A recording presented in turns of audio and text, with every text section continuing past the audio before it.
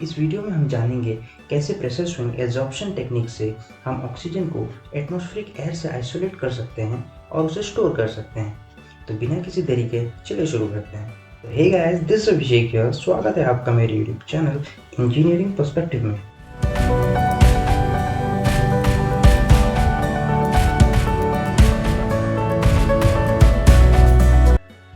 Five to 99% oxygen या फिर high concentration oxygen के प्रोडक्शन के लिए हमें ऑक्सीजन का एक सोर्स चाहिए होगा। एटमॉस्फेरिक एयर को हम ऑक्सीजन प्रोडक्शन के लिए सोर्स की तरह इस्तेमाल कर सकते हैं। एटमॉस्फेरिक एयर में oxygen 21%, nitrogen 78%, argon 0.93%, carbon dioxide 0.04% और नियॉन, हीलियम, मीथेन जैसे और भी कई गैसेस ट्रेस अमाउंट्स में मौजूद होते हैं। ऑक्सीजन, नाइट्रोजन, आर्गन और कार्बन डाइऑक्साइड को कंस्टिट्यूटिंग एलिमेंट्स भी कहा जाता है, क्योंकि 99.9% एयर के पार्ट को यही कंस्टिट्यूट करते हैं।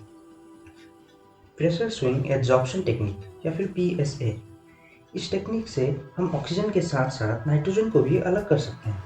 नाइट्रोजन का इस्तेमाल फूड पैकेजिंग और वेस्ट वाटर ट्रीटमेंट जैसी जगहों पर यूज़ किया जाता है। जैसा कि नाम से ही पता चल रहा है, इस प्रोसेस में हाई प्रेशर का इस्तेमाल किया जाता है। ये प्रेशर ज़्यादातर 8 to 10 बार तक होता है, पर आउटपुट बढ़ाने पर प्रेशर भी बढ़ाना पड़ता है। इस प्रोसेस में 2 टैंक्स होते हैं। जब एक टैंक प्रेशराइज होता है तो दूसरा डीप्रेशराइज होता है। ऑल्टरनेटिवली दोनों टैंक प्रेशराइज और डीप्रेशराइज होते रहते हैं, इसलिए इस प्रोसेस को प्रेशर स्विंग कहा गया है। और एड्जॉर्प्शन इसलिए कहा जाता है क्योंकि ऑक्सीजन के अलावा बाकी के सभी गैसेस को इस प्रोसेस में एब्जॉर्ब कर लिया जाता है और सेपरेट कर दिया जाता है। कैसे? चलिए देखते हैं। इस टेक्निक में 2 आइडेंटिकल टैंक्स या वेसल्स होते हैं। दोनों टैंक के बॉटम में जियोलाइट रखा जाता है। जियोलाइट इस प्रोसेस में एब्जॉर्बेंट का काम करता है, जो एयर में से नाइट्रोजन जैसी गैसेस को फिल्टर कर ऑक्सीजन को पास करने देता है। सबसे पहले एटमॉस्फेरिक एयर में से डस्ट पार्टिकल्स को एक फिल्टर के मेथड से निकाला जाता है, फिर कंप्रेसर के थ्रू कंप्रेस किया जाता है। कंप्रेस्ड एयर वॉल्व 1 के थ्रू फर्स्ट टैंक को जाता है। एयर का फ्लो तब तक किया जाता है जब तक टैंक का प्रेशर 5 to 10 बार तक ना हो जाए। इस प्रेशर बिल्डिंग के दौरान जियोलाइट, जो एब्जॉर्बेंट का काम करता है, वो नाइट्रोजन को एब्जॉर्ब कर लेता है। नाइट्रोजन टैंक के बॉटम में सेटल हो जाता है और ऑक्सीजन टैंक के ऊपर की ओर ज़्यादातर हिस्से को कवर कर लेता है। टैंक 1 में प्रेशराइजिंग प्रोसेस खत्म होते ही, यानी टैंक का प्रेशर 5 to 10 बार्स होते ही, V1 को क्लोज किया जाता है और कंप्रेस्ड एयर की सप्लाई को V4 के थ्रू टैंक 2 को भेजा जाता है। अब टैंक 2 में प्रेशराइजिंग प्रोसेस स्टार्ट हो चुका है। टैंक 1 जो अभी प्रेशराइज स्टेट में है, उसमें से वाल्व 2 के थ्रू ऑक्सीजन को निकाल लिया जाता है और फ्यूचर यूज के लिए स्टोर किया जाता है। साथ ही वाल्व 3 के थ्रू नाइट्रोजन को भी निकाल लिया जाता है।